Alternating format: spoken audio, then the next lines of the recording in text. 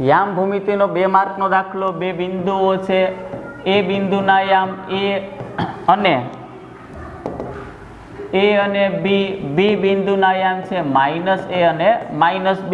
અંતર સૂત્ર ab² બરાબર સૂત્ર છે x1 - x2 નો વર્ગ પ્લસ y1 - y2 નો વર્ગ.